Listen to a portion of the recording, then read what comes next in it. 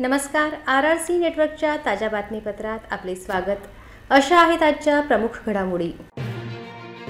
Headlines प्रस्तुत करता Marcus the readymade multibrand showroom. सर्वोत्तम quality, fresh stock, latest designs, reasonable rate. LRT college road, Raghuvanshi मंगल कार्यालयाच्या बाजूला, अकोला. चोरट्यांच्या बुलेट टोळीने शहरातील 9 दुकाने फोडली. व्यापारी वर्गात दहशतीचे वातावरण. सायबर फ्रॉड पाहता नागरिकांनी खबरदारी घेण्याचे जिल्हा पोलीस अधीक्षकांचे आवाहन. उत्तर महाराष्ट्रासह विदर्भात पुन्हा अवकाळी पावसाची शक्यता, हवामान विभागाचा अंदाज.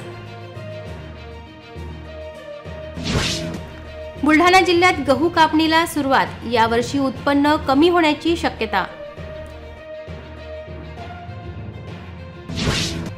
मनपा शाळेतील खिचडी विषबाधा प्रकरणात अहवालाकडे सर्वांचे लक्ष. आता सविस्तर बातम्या. अकोला शहरात दिवसेंदिवस चोरीचे प्रमाण वाढत चालले असून चोरट्यांची हिंमत वाढली आहे. गेल्या काही दिवसांपूर्वी धावत्या बसमधून सोन्याची चोरीची घटना घडली होती. त्यानंतर गोरक्षण रोडवर एका सेवानिवृत्त अधिकाऱ्याच्या घरातून चोरट्यांनी हात साफ केला होता. या घटनेनंतर आता एक साथ एकाच दिवशी बुलेटवरून आलेल्या चोरट्यांनी 9 दुकानांना निशाणा करीत चोरीची घटना समोर आल्यामुळे अकोला शहरात खळबळ उडाली आहे.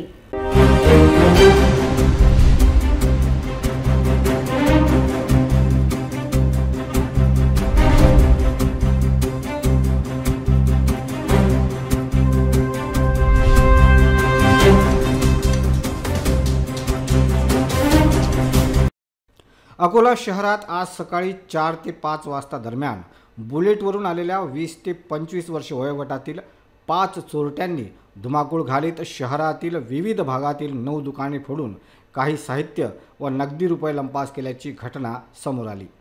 एकाच वेळी 9 दुकाने फोडण्यात आल्यामुळे शहरात व्यापारी वर्गात भीतीचे वातावरण पसरले असून पोलिसांच्या रात्रीच्या गस्तीवर प्रश्नचिन्ह निर्माण झाले आहे. गुरुवारी सकाळी रामदासपेठ पोलीस स्टेशन हद्दीत येणाऱ्या अलंकार मार्केट परिसरातील 6 दुकाने व दगडी पुलाजवळील नागपुरी जीन परिसरातील असलेली 2 दुकाने तसेच वाशिम बायपास पंचशील नगर येथील एक किराणा दुकानावर या चोरट्यांच्या टोळीने धावाबोल करीत येथील नगदी व काही साहित्य लंपास केले. या घटनेत किती रुपयांचा मुद्देमाल लंपास केला या संदर्भात अधिकृत माहिती मिळू शकली नसली तरी चोरट्यांनी या परिसरातील शारदा इलेक्ट्रिकल, टेक्टिक electronics, Prashant traders, KK trading, Ishwar enterprises, Shreeji marketing, Jain Udyog, Gayatri पॉलिट्रेड व वाशिम बायपासवरील संतोष किराणा दुकानाचे या 9 दुकानाचे शटर तोडून आत प्रवेश करीत येथील मुद्देमाल लंपास केला. सदर घटना CCTV कॅमेऱ्यात कैद झाली आहे. या 9 दुकानामध्ये CCTV कॅमेऱ्यात दिसत असलेले चोरटे यांचे वय जवळपास 20 ते 25 वर्ष वयोगटातील आहे. या चोरट्यांनी कदाचित पूर्णपणे रेकीकली असावे असा अंदाज व्यक्त होत आहे. घटनेची माहिती मिळताच रामदासपेठ पोलीस, LCB पोलीस व वरिष्ठ पोलीस अधिकाऱ्यांनी घटनास्थळी धाव घेतली होती. चोरीची एकसारखी ही पद्धत पाहता चोरटे हे अट्टल गुन्हेगार असून पोलिसांना या चोरट्यांनी एक प्रकारे आव्हान दिले आहे. शहरात व जिल्ह्यात वाढत चाललेल्या चोरीच्या घटना पाहता व्यापारी वर्गासह नागरिकांमध्ये भीतीचे वातावरण पसरले आहे.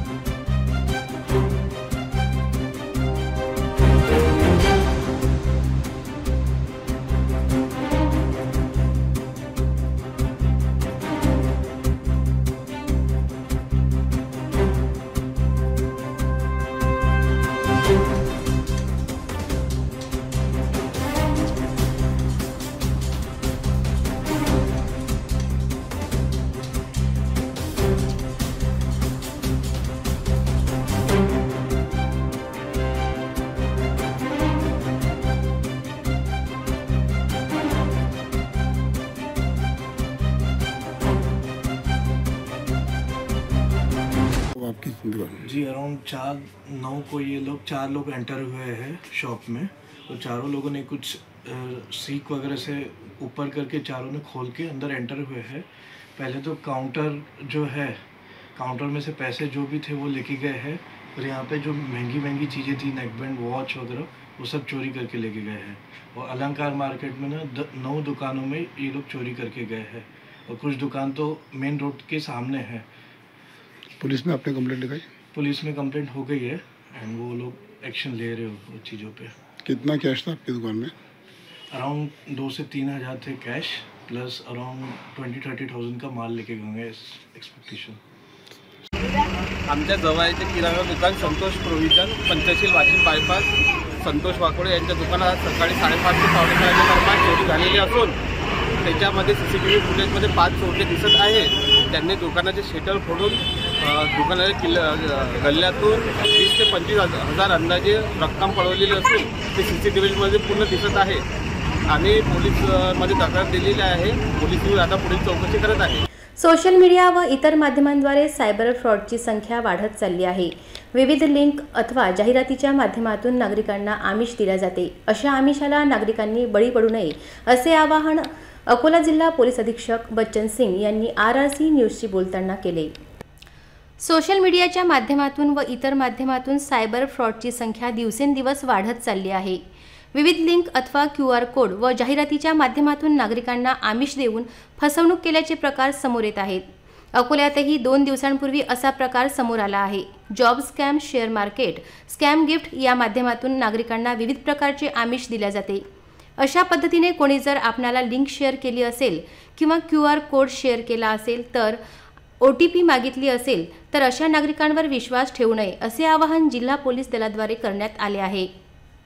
अशा पद्धतीने जर कोणी आपली फसवणूक करीत असेल तर त्यासाठी सायबर सेलच्या माध्यमातून NCC पोर्टलवर तक्रार सुद्धा केल्या जाऊ शकते।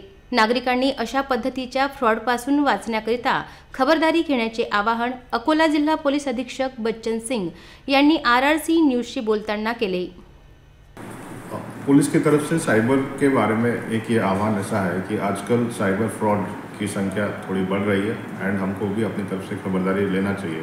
उसमें कोई भी अगर OTP मांग रहा है, कोई भी QR कोड भेज रहा है, कोई भी लिंक भेज रहा है, तो ऐसी अननोन चीज़ों पे कभी भी हमको क्लिक नहीं करना चाहिए। सिमिलरली बहुत सारे टाइप के स्कैम चलते हैं, जिसमें एक जॉब फ्रॉड स्कैम है, शेयर मार्केट स्कैम है, गिफ्ट स्कैम है, नाइजीरियन फ्रॉड स्कैम है।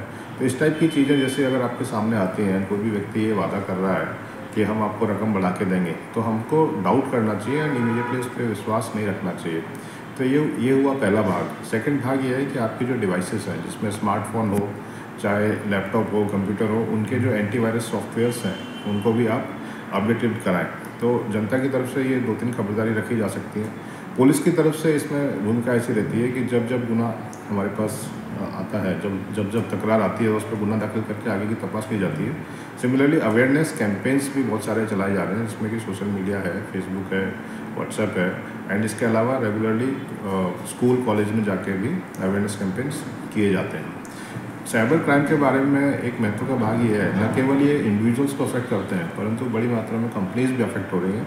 साथ ही साथ नेशंस की जो इम्पोर्टेंट एसेट्स हैं उनको भी कभी कभी आउटसाइड जो इस टाइप के रोग एलिमेंट्स हैं उनकी तरफ से टारगेट किया जाता है। तो ये जो चैलेंज को निपटने के लिए लोकल पुलिस, साथ ही साथ सेंट्रल गवर्नमेंट की तरफ से NCC-RP पोर्टल शुरू किया गया है। तो जब भी किसी के साथ में ऐसा फ्रॉड होता है तो इमीडिएटली जाकर NCC-RP पोर्टल पर अपनी तकरार नोंद करना चाहिए एंड आगे का काम संबंधित साइबर सेल करता है। अकोला पुलिस दल की भी एक साइबर सेल है, उसकी एक टीम अच्छी है। जब उनके पास तकरार आती हैं उनका वो संज्ञान लेकर आगे की तपास करते हैं। इसी टाइप का एक मामला जो अभी मैंने जिक्र किया श्री वाघेला के साथ हुआ था एंड उसमें 1.87 करोड़ की रकम इन्होंने फ्रीज की हुई। सोमवारी आलेल्या अवकाळी पावसानंतर पुन्हा एकदा हवामान विभागाने उत्तर महाराष्ट्रासह विदर्भात वादळी वाऱ्यासह गारपिटीची शक्यता वर्तवली असून शेतकऱ्यांना खबरदारी घेण्याचे आवाहन करण्यात आले आहे। सोमवारी रात्री उशिरा झालेल्या अवकाळी पावसाने शेतकऱ्यांचे मोठे नुकसान झाले आहे। जिल्ह्यातील 11,000 हेक्टरवरील रब्बी पीक उद्ध्वस्त झाले आहेत। आता पुन्हा 2 ते 3 दिवस राज्याच्या उत्तर महाराष्ट्र आणि विदर्भात काही ठिकाणी विजांच्या कडकडाटासह हलका व मध्यम पाऊस पडण्याची शक्यता आहे, अशी माहिती पुणे हवामान खात्याने दिली आहे। विदर्भात काही ठिकाणी विजांच्या कडकडाटासह हलका व मध्यम पाऊस पडण्याची शक्यता आहे। दरम्यान यावेळी वाऱ्याचा वेग 30 ते 40 किमी प्रति तास असेल। काही ठिकाणी गारपीट होण्याची शक्यताही हवामान खात्याने व्यक्त केली आहे। हे लक्षात घेऊन शेतकऱ्यांनी खबरदारी घ्यावी असे आवाहन करण्यात आले आहे। रब्बी हंगामातील पिकांचे मोठे नुकसान झाले असून अवकाळी पावसाने शेतकरी पुन्हा आर्थिक संकटात सापडला आहे।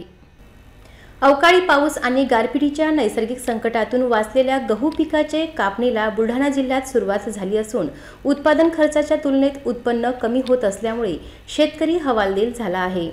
अवकाळी पाऊस आणि गारपिटीच्या नैसर्गिक संकटातून वाचलेल्या गहू पिकाची आता शेतकऱ्यांनी कापणी सुरू केली आहे। रब्बी हंगामाच्या सुरुवातीलाच पेरणी केलेल्या शेतकऱ्यांच्या शेतातील गहू कापणीला आलेला आहे। अशातच अवकाळी पावसाचं थैमान सुरूच आहे। मजुरांद्वारे हाताने कापणी करण्यास वेळ लागत असल्याने गहू उत्पादक शेतकरी हार्वेस्टरने गहू काढणे पसंत करतात। त्यामुळे थोडा वेळ वाचतच आहे, पण उत्पादन खर्चाच्या तुलनेत उत्पन्न कमी होत आहे। एकीकडे अवकाळी पावसामुळे होणारे नुकसान तर दुसरीकडे उत्पादन खर्च आणि उत्पन्न यांचा ते ताळमेळ बसत असल्याने शेतकरी हवालदिल झाला आहे। जुने शहरातील शिवसेना वसाहतमधील मनपा शाळेतील विद्यार्थ्यांना शालेय पोषण आहारातून विषबाधा झाली होती। या प्रकरणात आता विद्यार्थ्यांच्या रक्ताचे नमुने प्रयोगशाळेत तपासणीसाठी पाठवण्यात आले आहेत। याचा अहवाल आल्यानंतर पुढील कारवाई होणार असल्याचे समजते। शिवसेना वसाहत परिसरातील मराठी शाळा क्रमांक 26 मध्ये शालेय पोषण आहारात दिलेली खिचडी खाल्ल्याने आजारी पडलेल्या विद्यार्थ्यांवर सर्वोपचार रुग्णालयात उपचार सुरू असून त्यांची प्रकृती आता बरी असल्याचे सांगण्यात येत आहे। त्यांना खबरदारी म्हणून रुग्णालयात ठेवण्यात आले असल्याचे डॉक्टरांचे म्हणणे आहे। दरम्यान गंभीर आजारी विद्यार्थ्यांचे रक्ताचे नमुने तपासणीसाठी प्रयोगशाळेत पाठवण्यात आले आहेत। 27 फेब्रुवारी रोजी इयत्ता 2री ते 5वीच्या विद्यार्थ्यांना खिचडी देण्यात आली होती। या खिचडीमध्ये मृत उंदराची शेपटी असल्याचे सांगण्यात आले, ज्यात अनेक विद्यार्थ्यांना मळमळ झाल्याची तक्रार केली। त्यानंतर विद्यार्थ्यांना तातडीने रुग्णालयात दाखल करण्यात आले। तात्काळ उपचार सुरू झाल्यानंतर सर्वांची प्रकृती सुधारू लागली। शालेय पोषण आहारांतर्गत शाळेत भोजन पुरवठा करण्याचे काम वंदे मातरम बेरोजगार संस्थेला देण्यात आले आहे। मुलांच्या रक्तनमुन्यांचा अहवाल आल्यानंतर संबंधित संस्थेवर काय कारवाई होते याकडे परिसरामधील सर्व नागरिकांचे लक्ष लागले आहे। रामदासपेठ पोलीस ठाण्याच्या हद्दीतील रतनलाल प्लॉट भागातील घरावर अवैध कब्जा केल्याप्रकरणी तक्रार देण्यासाठी गेलेल्या फिर्यादीची तक्रार न घेता त्याला उडवाउडवीची उत्तरे दिल्यामुळे अखेर न्याय मिळावा या मागणीकरिता फिर्यादीने जिल्हा पोलीस अधीक्षक यांच्याकडे निवेदन देत न्याय देण्याची मागणी केली आहे। रतनलाल प्लॉट भागात मृतक कांतादेवी राजकुमार गोयंका कुटुंब फिर्यादी किरण ठाकरे यांना पुत्र मानित होते। त्यामुळे कांतादेवी यांनी मृत्यूपूर्व वसाहतनामा तयार करताना त्यांच्या मालकीची सर्व संपत्तीची विल्हेवाट लावण्यासाठी धर्मदाय संस्था तयार करून गोरक्षण, अनाथालय, वृद्धाश्रम, मंदिरे तयार करावी व संस्था चालवावी, तसेच राहते घर हे फिर्यादीचे नावे करून दिले। या वसाहतनाम्याची रीतसर नोंदणी केली गेली। मात्र रामदासपेठ पोलीस ठाण्याचे ठाणेदार आणि किरण संजय गोटकुले, उत्सव विकुलाल गोयंका व इतर 10 ते 15 व्हिडिओ शूटिंगमध्ये अनोळखी गैरकायद्याची मंडळी संगनमताने एकत्रित येऊन त्यांनी त्या घरावर अवैध कब्जा केला व फिर्यादीला मारहाण करून घरातील सामान लुटून नेले। याबाबत फिर्यादीने त्या अवैध कब्जा करणाऱ्या लोकांवर तात्काळ कारवाई करावी यासाठी रामदासपेठ ठाण्यात जाऊन तक्रार दिली। मात्र ठाणेदार मनोज बहुरे यांनी फिर्यादीची तक्रार न घेता उलट ते कब्जा करण्यासाठी गेलेले लोक मला भेटून गेले असून त्या बाबतीत मी कुठलीही तक्रार घेणार नाही व तपास करणार नाही आणि त्या घटनेचा पुरावा म्हणून CCTV कॅमेऱ्याचे फुटेज तपासणार नाही असे फिर्यादीला सांगितले। यामुळे त्रस्त होऊन फिर्यादीची अखेर न्याय मिळावा या मागणीसाठी जिल्हा पोलीस अधीक्षकांना निवेदन देऊन न्यायाची मागणी केली आहे। त्यामुळे आता जिल्ह्यात गुंडागर्दी कमी करू पाहणारे पोलीस अधीक्षक बच्चन सिंग फिर्यादीला न्याय देण्यासाठी व त्या आरोपीला अटक करणार काय व फिर्यादीला न्याय देणार का याकडे सर्वांचे लक्ष लागले आहे। मी किरण श्रावण ठाकरे, रतनलाल प्लॉट तिथं माझीचं घर जे माझ्या ताब्यात आहे। मी 2 वर्षापासून त्या घराचा ताबा माझ्या हातात असून मी तिथे नेहमीप्रमाणे साफसफाई करतो। घर माझ्या ताब्यात आहे। 3-4 लाखाचं माझं सामान तिथं पडलेलं आहे। काल 27/3/2024 रोजी मी माझ्या नित्यनियमाप्रमाणे 9:30 वाजता माझ्या दुकानावर गेलो असता, दुकानावर बसलो असता माझ्या श्री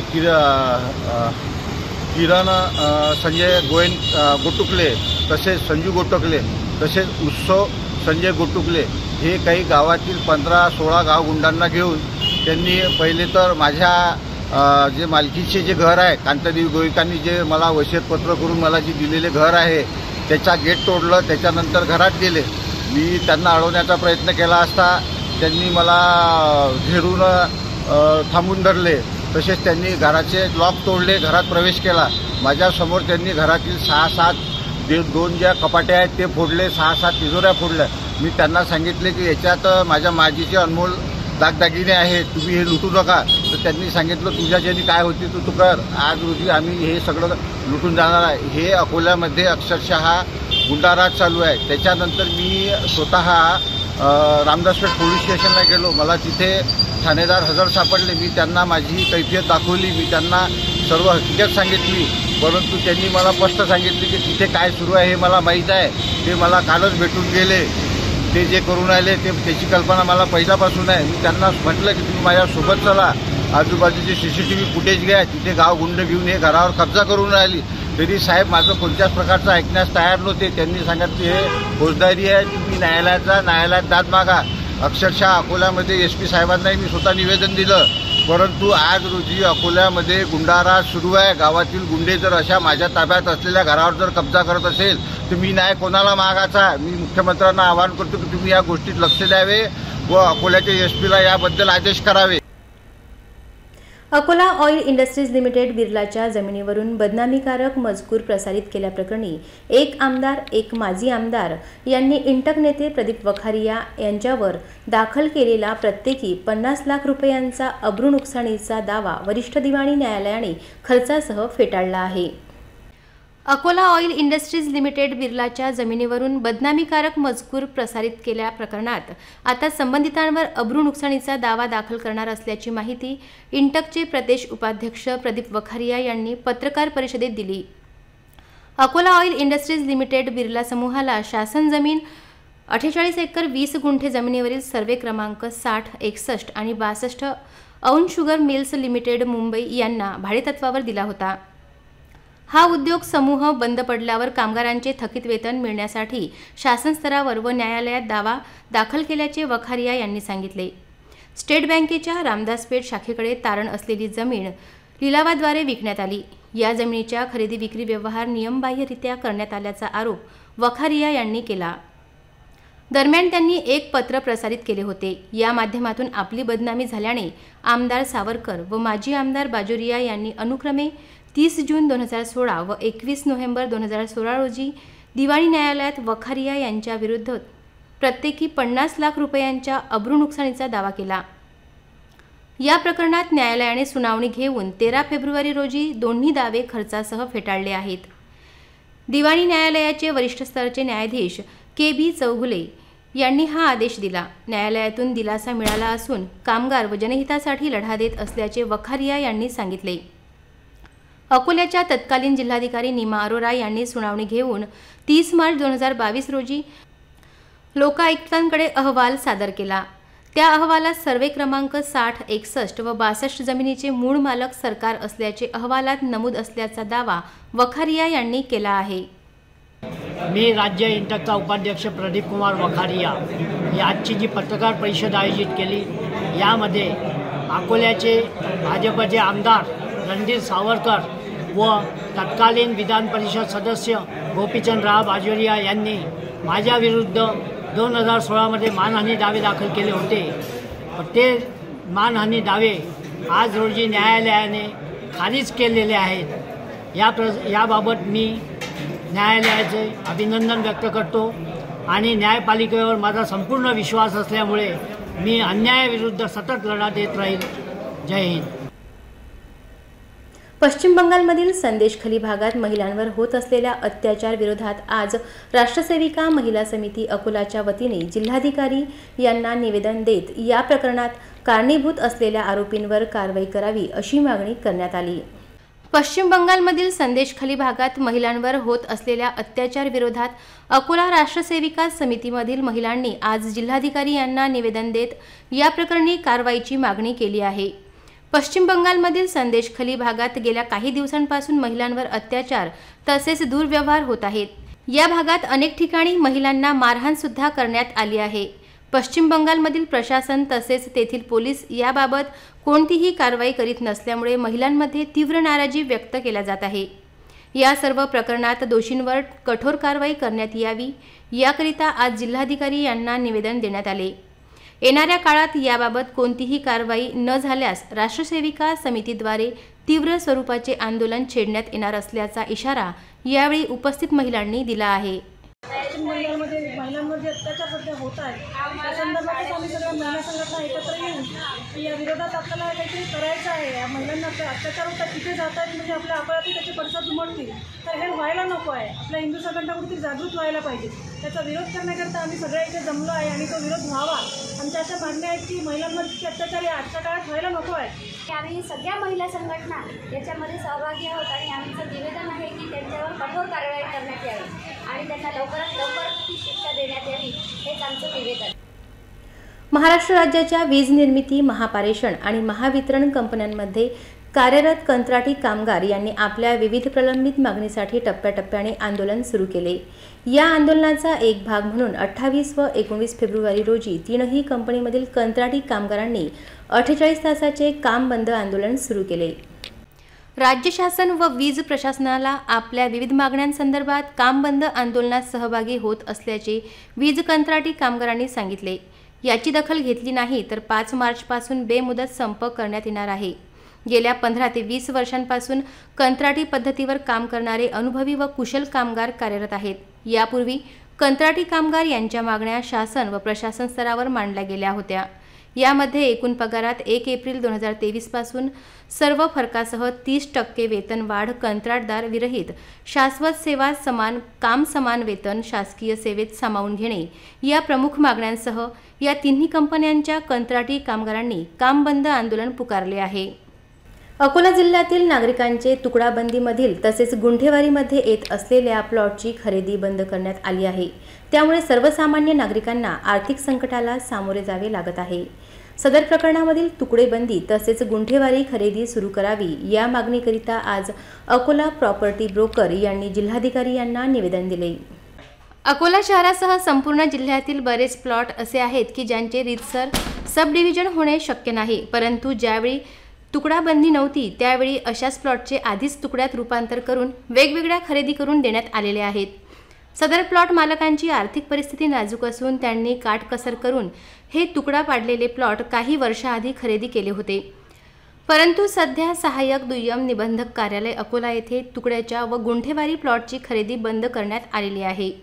अशा परिस्थितीमध्ये गरीब लोकांना दयनीय परिस्थितीमधून मुलांच्या शिक्षण, दवाखाना, मुलांच्या लग्नासाठी व इतरही कारणांमुळे आपला प्लॉट विकायची गरज भासल्यास ते सदरचा प्लॉट विकू शकत नाही किंवा ज्यांच्याकडे भांडवल आहे असे लोक सदर प्लॉट खरेदी सुद्धा करू शकत नाहीत। त्यामुळे या निर्णयाने गरीब जनतेला विनाकारण त्रास सहन करावा लागत आहे। सदर विषयांमधील नवीन प्लॉटमध्ये तुकड्यांना पाडण्यासाठी लागू करावा, परंतु याआधी ज्या प्लॉटचे तुकडे रूपांतर झालेले आहेत तसेच गुंठेवारीच्या प्लॉटचे निदान खरेदी विक्रीची परवानगी देण्यात यावी या मागणीकरिता आज अकोला जिल्ह्यातील सर्व प्रॉपर्टी ब्रोकर्स यांनी जिल्हाधिकारी यांना निवेदन देत तुकडेबंदी तसेच गुंठेवारी प्लॉटची खरेदी सुरू करावी अशी मागणी केली आहे। प्रॉपर्टी ब्रोकर सर्व या ठिकाणी एकत्रित झालात आणि सर्वांच्या वतीनं माननीय जिल्हाधिकारी कार्यालयात येऊन साहेबांना हे निवेदन देण्यात आलं की गुंठेवारीच्या खरेदी करण्याची परमिशन देण्यात यावी। त्याचप्रमाणे जे तुकड्याची जी बंदी केलेली आहे, तुकडाबंदी, ते सुद्धा उठवण्यात यावी। कारण प्रॉपर्टी ब्रोकरचा जो प्रपंच आहे, कुटुंब याच्याच भरोश्यावर चालत आहे कमिशनवर, त्यांच्यावर उपासमारीची आज रोजी वेळ आलेली आहे। गरीबातला गरीब माणूस ज्यानं खूप मोठ्या मेहनतीनं प्लॉट घेतला मुलीच्या लग्नासाठी किंवा शिक्षणासाठी, आज कोणत्या कॉलेजला नंबर लागत आहे आणि तो प्लॉट विकल्याशिवाय त्याला पर्याय नाही ते फीस भरण्यासाठी, परंतु हे नियम लागू केलेत। गुंठेवारीची खरेदी बंद, 3000 प्लॉट असला तर 1500 घेता येत नाही। ऑलरेडी तुकड्याची खरेदी केलेली आहे, त्याचं सब डिव्हिजन मागतायत। महानगरपालिकेत गेले ते लोक त्रास देत आहेत। एक सब डिव्हिजन करायला 4 महिने 3 महिने वेळ लागतो आहे. तेवढ्या पिरियडमध्ये 30-40 हजार रुपये खर्च मागतायत आणि अशा परिस्थितीमध्ये सर्वसाधारण लोकांनी काय करावं. आणि ज्या लोकांचा व्यवसाय आहे म्हणजे कमिशन एजंट त्याला आपण ब्रोकरशिप करतात आमच्यासारखे जे लोक आहेत ज्याच्या भरोशावर उदरनिर्वाह पूर्ण प्रपंच चालतो. आज उपासमारीची वेळ आलेली आहे. संपूर्ण अकोला शहरामध्ये नाही आजूबाजूच्या गावामध्ये सुद्धा ह्या गुंठेवारीच्या खरेद्या चालू करण्यात याव्या आणि तुकडाबंदीसुद्धा शेताचे सुद्धा तुकडे महसूल तर पूर्ण मिळतो आहे ना तुम्हाला. मग अडचण कशी काय परमिशन द्यायलाच पाहिजे ना. तुमचं स्टॅम्प ड्युटी मिळते रजिस्ट्रेशन फी मिळते चपराशापासून तर साहेबापर्यंत पैसे मिळत आहेत. मग गरिबांना त्रास कशाला देता.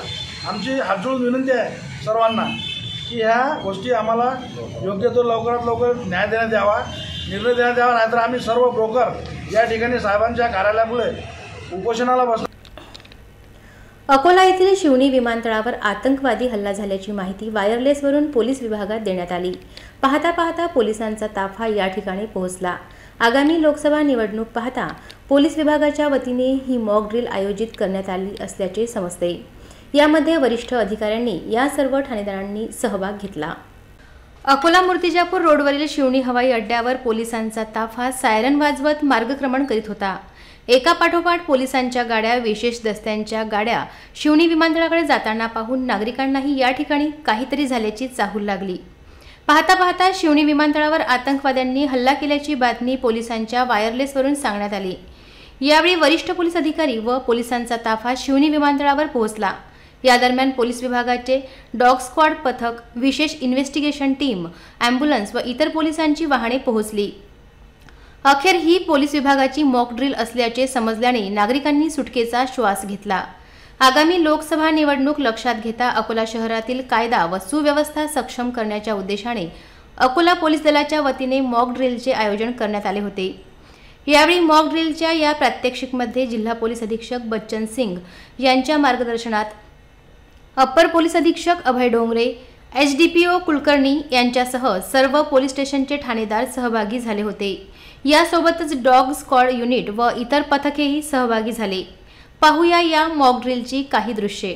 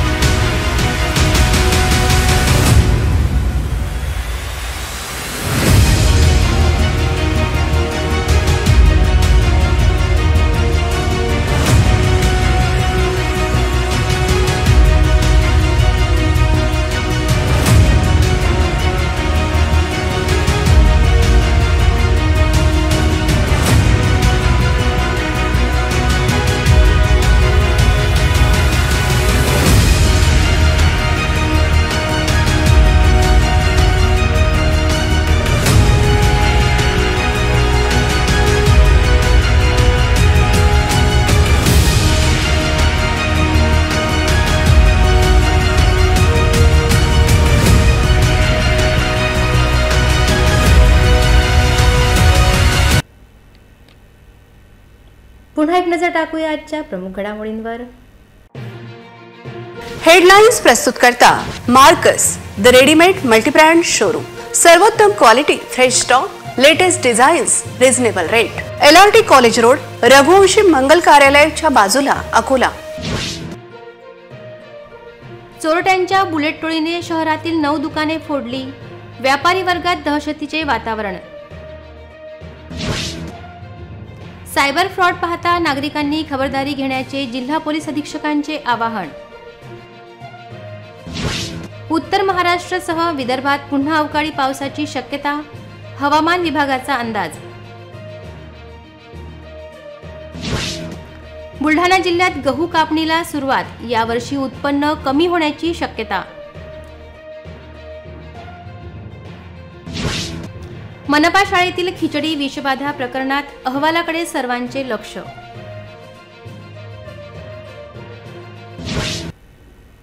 बातम्यांसाठी तुम्ही पाहत रहा RRC न्यूज. यूट्यूब चॅनलवर तुम्ही पण लाईक आणि सबस्क्राईब करा. RRC डिजिटल अकोला हे यूट्यूब चॅनल. जगभरात कुठेही पहा RRC डिजिटल अकोला. पुन्हा भेटूया ताज्या बातम्यांसह, नव्या घडामोडींसह नव्या बातमीपत्रात. तोवर नमस्कार.